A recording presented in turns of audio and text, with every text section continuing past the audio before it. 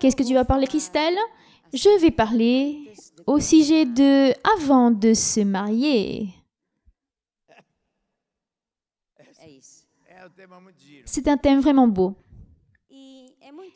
Et c'est vraiment très important que nous parlions au sujet de cela, car plusieurs jeunes, ou plus ou moins jeunes, nous allons dire ainsi, qui veulent se marier et ils paraissent qu'ils ont seulement un objectif. Ils veulent se marier avec quelqu'un. Peu importe comment il est, ils veulent se marier à tout prix. Et comment ils choisissent? Ils ne choisissent pas. Ils ont les yeux fermés, complètement fermés. Et s'ils reçoivent un peu d'attention, ah, c'est celui-ci, c'est lui, ou alors c'est elle, c'est celle-ci que je veux. Et en vérité, ils ne pensent pas dans le but. Ils veulent se marier, ou plutôt, en général, ils ne veulent pas se marier encore. En première place, ils veulent flirter. Ils veulent avoir une petite amie et c'est le plus important. Peu importe qui c'est, le jeune homme a besoin d'une petite amie. Qu'est-ce qu'un jeune homme sans petite amie? Et beaucoup de jeunes filles ont peur de rester toute seule, de rester en trop. Alors elle a besoin d'un petit ami. Mais vous savez, toute cette chose d'une rencontrer quelqu'un, c'est un but. Et le but de flirter, c'est de se marier. Et comme nous avons entendu que le mariage, c'est pour toute la vie. C'est où deux personnes commencent une vie en commun. Alors, si vous n'êtes pas encore marié, vous ne voulez pas vous marier avec n'importe quelle personne, car cette personne va faire partie de votre futur. Alors, vous pouvez choisir la personne et avoir un bon futur ou avoir un futur qui est horrible. Et tandis que vous n'êtes pas encore marié, vous pouvez encore choisir, car heureusement, nous ne vivons pas dans une culture où nos parents choisissent avec qui nous allons nous marier. Amen. Amen ou pas? Ah, ok. Alors, le plus important, c'est celui-ci, et qu'avant de se marier, nous ayons les yeux bien ouverts. Dites ainsi, avant de se marier, les yeux bien ouverts. Nous voulons voir exactement comment est-ce que cette personne, elle est. Car avant de se marier, le jeune homme, il a un objectif. Et vous êtes l'objectif. Il veut vous gagner. Ou le contraire, elle veut gagner ce jeune homme. Alors, pour que nous puissions gagner, qu'est-ce que nous faisons? Nous présentons toujours le meilleur. Il est toujours sympathique, il donne toujours des fleurs, des chocolats. Il est ainsi, et c'est vraiment bon et bon. Il est super. Et elle, toujours bien habillée, toujours très sympathique, elle est toujours prête d'aller dans tous les endroits avec lui. Elle va même au football, dans tous les endroits. Mais vous savez, nous ne pouvons pas oublier qu'avant de se marier, vous êtes l'objectif, la cible. Alors, le jeune homme ou alors la jeune fille veut vous avoir. Et pour pouvoir vous avoir, elle va présenter son meilleur. Vous voyez seulement le meilleur. Vous ne voyez pas comment est-ce qu'il est. Vous voyez son meilleur, car c'est ce qu'il présente. Vous ne savez pas comment est-ce qu'il est à la maison. Comment est-ce qu'il traite sa mère, ses sœurs? Qu'est-ce qu'il fait ou il ne le fait pas à la maison? Comment est-ce qu'il se réveille? Quand il est mal disposé, comment est-ce que son caractère? Alors avant de se marier, nous devons vraiment avoir les yeux bien ouverts. Ne soyez pas focalisés dans cet objectif que j'ai besoin de me marier, de flirter, parce que sinon je vais être en trop. Vous ne voulez pas vous marier avec une personne quelconque. Vous voulez un futur heureux. Alors vous devez faire cela en pensant dans certaines choses, dans certains conseils que Dieu vous donne. En premier, est que nous ayons les yeux bien ouverts. Et une manière de voir comment est-ce que ces personnes allaient, et de vivre cela avant de commencer à flirter. Car quand la personne commence à flirter, elle est trop impliquée. Les émotions, il y a beaucoup d'émotions. La personne n'arrive pas à voir bien tout cela. Tout va bien. Il a fait une chose, mais je n'arrive pas à voir parce qu'il est parfait. Alors avant de se rencontrer, de flirter, nous devons voir, bien, ce jeune homme, il est marrant, il paraît ainsi super bien. Laissez-moi voir avec une distance comment est-ce qu'il traite ses sœurs. Il bat ses sœurs, il crie sur sa maman, il ne fait rien à la maison. Attendez, laisse-moi voir, il ne travaille pas, il ne fait rien. En fin de compte, le père lui donne l'argent, il a une grande voiture, mais ça vient du père.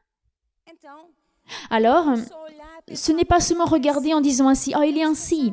Nous devons penser ainsi que ensuite, après s'être marié, vous n'êtes plus la cible. Après que vous êtes marié, vous allez faire partie de sa famille. Alors, il va vous traiter comme aujourd'hui il traite ses sœurs, sa maman. Alors, nous devons avoir les yeux bien ouverts. Parce que nous réussissons à voir beaucoup de choses, nous n'arrivons pas à voir tout. Et nous n'allons jamais réussir à voir tout dans le cœur. Mais nous réussissons à voir pas mal de choses. Et vous savez, nous devons toujours demander que Dieu nous aide aussi, pour qu'il puisse nous donner un esprit de révélation. Et pour que nous puissions espérer en Dieu, pour qu'il puisse nous montrer si c'est la personne certes ou non. Car seulement Dieu arrive à voir le cœur. Le jeune homme qui regarde seulement les jeunes filles, elle est tellement belle, elle a ses cheveux et ses ongles vraiment beaux et toutes les semaines elle fait une bonne chose. Elle est toujours dans la dernière mode, elle est belle. C'est une jeune fille qu'on doit flirter. Elle est, oh regardez mes amis, oh, ça c'est ma petite amie, regardez elle est tellement belle. Mais vous savez, mais pourquoi est-ce qu'elle est tellement belle? Pourquoi qu'elle utilise tellement de vêtements? Pourquoi est-ce qu'elle a tout cela? D'où vient cela? Ça vient, en première place, parce qu'elle reçoit beaucoup d'argent, probablement du père, qui lui paie tout. En seconde place, elle a beaucoup de vêtements parce que probablement, elle gaspille pas mal de temps dans les magasins. Sinon, elle n'aurait pas tous ses vêtements. Comment dire? Probablement, elle ne travaille pas, elle ne fait rien. Elle est à la maison. Elle se réveille car elle dort 9, 10 heures pour être belle et elle va par exemple, faire ses cheveux 3-4 heures, elle va s'occuper de ses cheveux. La nourriture, peu, car parce qu'elle ne veut pas trop gaspiller. Donc, si probablement elle ne gaspille pas trop d'argent dans la nourriture, c'est qu'elle ne sait pas cuisiner. Et des fois, mon mari dit ainsi, pour pouvoir voir comment est-ce qu'elle va être d'ici 20, 30, 40 ans. Regarde sa maman, sa belle-mère, qui n'est pas encore belle-mère. Et s'il n'aime pas cette perspective, alors ça ne peut pas être sa belle-mère. Elle va être égale à ta mère. Si tu n'aimes pas, ta future belle-mère, alors tu vois déjà comment c'est. Et tu peux penser ainsi, ah, je ne crois pas. Mais vous savez, nous venons tous d'une famille qui a une culture, une manière de faire les choses, une manière de penser. Si elle ne travaille pas et si elle ne fait rien à la maison, elle est ainsi, elle pense que c'est normal. Et quand nous regardons dans sa famille, nous voyons que elle ne fait rien, elle est pourri gâtée et ça va toujours être un problème car après s'être mariée, le père ne va plus donner l'argent. Après s'être mariée, la mère ne va plus faire la nourriture. Sa maman ne va plus laver ses vêtements. Ça, c'est terminé. Et devinez pour qui ça va être. Si elle ne travaille pas, alors c'est vous qui allez avoir ce genre de choses. Alors les yeux bien ouverts, car si elle est tellement belle avec beaucoup de vêtements, et parce qu'elle doit avoir beaucoup d'argent tous les jours. La nourriture, non. Mais les vêtements, oui. Et les ongles, et par exemple, elle tue les brushing. Je ne sais pas comment c'est, les extensions. Ah, les extensions, oui, là, j'arrive là. Et j'étais en train de penser ainsi. Oui, tu peux le dire. Et vous qui êtes jeune fille, jeune femme qui voulez vous marier, en premier, ne soyez pas nerveuse. Ah, je suis en train d'être vieille, je n'ai pas encore réussi à rencontrer quelqu'un et le premier qui vient sur le chemin, c'est celui-ci. Non. En second, vous devez voir si le jeune homme travaille ou pas. S'il ne travaille pas, c'est vous qui allez travailler, vous êtes son esclave. Et que nous sommes plus de combien de millions de personnes et je sais ce que je suis en train de parler. Il y a des hommes et des jeunes hommes et des jeunes garçons qui ont seulement l'appareil d'hommes, mais qui sont rien. C'est comme une poule. Ils ont ou plutôt un coq. Plutôt. Il a seulement un cerveau de coq. Et il y a une chose que Christelle n'a pas encore parlé. Maintenant, attends, c'est moi qui vais parler. Vous qui êtes jeune fille, vous voulez vraiment voir comment est-ce qu'ils regardent les jeunes filles. Car il y a des jeunes hommes ici qui regardent vers toi. Oh, tu es vraiment belle. Et d'un seul coup, tu restes ainsi. Et la jeune fille, elle est comme ça. Oh, il m'a regardé, il m'a dit une bonne parole. Mais il y a des hommes qui savent très bien. Il y a des jeunes filles qui tombent enceintes en entendant seulement. Oh, jeune fille, tu as des cheveux tellement beaux. Et la jeune fille, oh, regarde ces boucles d'oreilles. Et en même temps, tu dois voir, il est en train de regarder vers qui? Vers toi et vers une autre à côté. Tu vois? Il y a des jeunes hommes qui sont comme ça, qui aiment beaucoup de multiplication. Tu es seulement une parmi les autres. Alors attention, les jeunes hommes. Qui est un jeune homme ou un homme, dites Amen. Il y a des jeunes filles et des jeunes femmes que nous devons vraiment faire très attention. Il y a des jeunes filles qui te présentent son meilleur parce que tu as de l'argent, tu as une voiture, tu vas réussir à donner une bonne vie à elle. Il y a des jeunes filles qui sont comme ça. Tu vois? Elles ne veulent faire rien du tout dans la vie. Elles veulent seulement se marier pour pouvoir te rendre esclave. Même à l'intérieur de l'église, et regarde ce que je suis en train de t'enseigner. Nous avons eu des missionnaires, des jeunes filles et des jeunes femmes qui se sont mariées et passé peu de mois, elles commencent à faire des chantages, à lui faire vraiment des chantages et qui arrivent à écarter le jeune homme pour faire du n'importe quoi. Et c'est clair que je ne peux pas permettre ce genre de choses à l'intérieur de l'église et comme missionnaire. Il y a des jeunes femmes qui sont comme ça, des jeunes filles, d'une telle façon que les yeux ouverts, c'est vraiment très important. Et ne vous appréciez pas de vous marier. Et cette histoire avant de se marier, les yeux ouverts, parce qu'ensuite, après s'être marié, les yeux fermés. J'étais dans une grande église en Amérique et le prêcheur et l'église m'ont aimé et ils ont demandé de donner une parole aux jeunes. Et j'ai pensé, je ne suis plus jeune il y a pas mal de temps et je comprends plus, voilà, ce genre de choses, de sentiments, de flirter. Et j'ai dit, Christelle, qu'est-ce que je vais parler? Je ne sais pas ce que je vais parler. Et elle dit ainsi, parle. Elle dit à eux, avant de se marier, les yeux bien ouverts. Après s'être marié, les yeux fermés. Quelle conversation c'est? Mais après, j'ai compris. Car avant de se marier, tu dois choisir. Et maintenant que tu t'es marié, travaille et supporte. Alléluia. Car en vérité,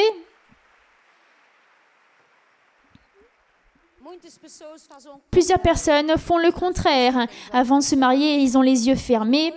Et ensuite, après s'être mariés, ils ouvrent les yeux. Ah, en fin de compte, elle ne travaille pas. Alors, nous devons, avant de se marier, avoir les yeux bien ouverts. Alors, il n'existe aucune personne qui est parfaite. Aucune. Seulement moi. Non, toi non plus. Chacun d'entre nous, nous avons des failles. Nous avons chacun d'entre nous des failles. Mais nous devons penser ainsi. Où il ou elle a cette faille. Est-ce que j'arrive à vivre avec cette faille, cette manière d'être? Amen, alléluia, ce caractère. Est-ce que vous réussissez? Est-ce que vous réussissez à vivre avec la faille de l'autre? Et dites à votre frère de votre côté, ça c'est fort. Et si vous pensez que votre petit ami ou ce jeune homme ainsi n'a aucune faille, aucun est parfait, vous devez regarder bien mieux que ça. Car il est vraiment bon à montrer vraiment tout ce que vous voulez voir. Car personne n'est parfait. Et vous savez, aucun mariage n'est parfait. Aucun mariage est parfait, car nous entrons avec des failles, avec des bonnes choses. Nous entrons avec des choses, avec des talents que vous n'avez pas, que votre mari va avoir, et le contraire. Mais nous sommes imparfaits. Mais nous devons savoir ainsi, est-ce que j'arrive à vivre avec cela? Le conseil que Dieu nous donne, ou quelque chose aussi dit dans sa parole de ne pas faire, ne vous mariez pas avec quelqu'un qui n'est pas chrétien. Quoi? Avec un non-chrétien. Ce n'est pas à peine se marier, mais ne flirtez pas avec ces personnes. Car il y a beaucoup de personnes qui pensent que c'est le jeune homme ou ce type de rencontre évangélistique. Non, mais il va changer. Il va changer. Non, mais moi aussi, il est dans ma liste de 5-15. C'est une liste 1-1. C'est seulement lui. Mais vous savez, si avant de se marier, il n'est pas sauvé, il ne va pas se sauver après. Et même s'il va à l'église, il va pourquoi? Seulement pour vous rendre agréable. Maintenant, je suis allée à l'église, car nous connaissons des cas qui sont comme ça. Le jeune homme ne voulait rien savoir avec Dieu avant de se marier. Bon, il est allé à l'église une fois. Maintenant, je suis déjà chrétien. Je suis allé droit devant. J'ai fait la prière du salut. Maintenant, nous pouvons nous marier. Et là, la dame a dit, gloire à Dieu, elle s'est mariée. Plus jamais elle a mis les pieds dans l'église. 2 semaines après, elle apparaît avec un œil au beurre noir. Alors, jeune fille, qu'est-ce qui est arrivé? J'ai battu dans le coin de la porte. Jeune fille, écoute-moi avec très attention. Et vice-versa. Nous avons des hommes dans notre église qui, en sachant ce genre de choses, ils ont pensé que ce n'était pas important et ils se sont mariés. Il n'y a aucune semaine qu'ils ne souffrent pas. Et certains, je connais ainsi beaucoup plus près. Il y a apôtre. J'aime ma femme, mais je vais raconter apôtre. C'est une souffrance toutes les semaines, car elle ne veut rien avoir avec Dieu.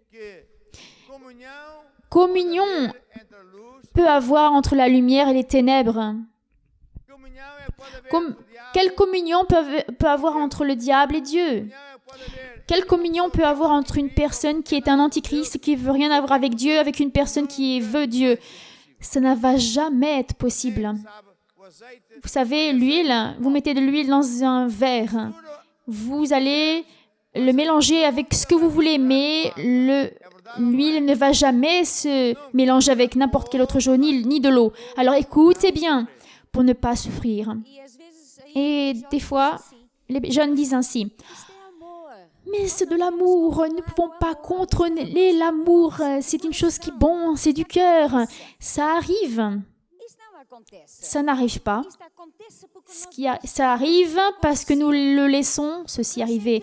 Si d'un seul coup, vous regardez vers ce jeune homme, oh, il est vraiment beau, la première chose qui devrait rentrer dans votre tête est, est-ce qu'il est chrétien? Il va à l'église.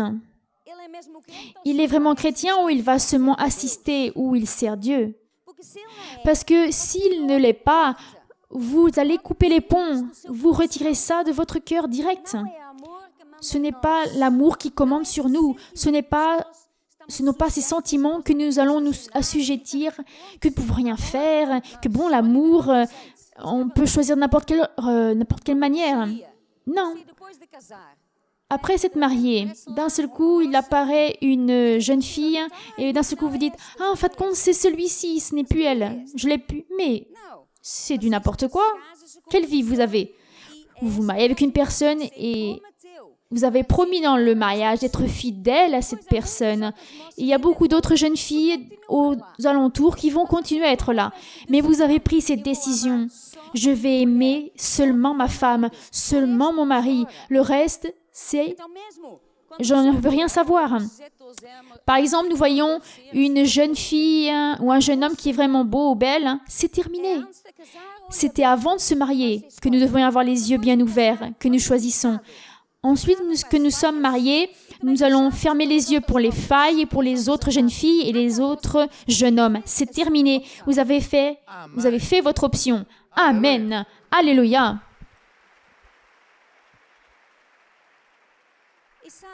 Et vous savez, c'est très important que nous disions cela, car souvent ça arrive et les personnes vivent par les sentiments. « Ah, je ne sens rien » ou « je sens beaucoup de choses ». Mais qu'est-ce que Dieu dit? Nous n'allons pas regarder vers les sentiments. Nous ne marchons pas par les sentiments, mais par la foi et par la parole de Dieu. Amen. Vraiment bien, Madame Christelle. De rien.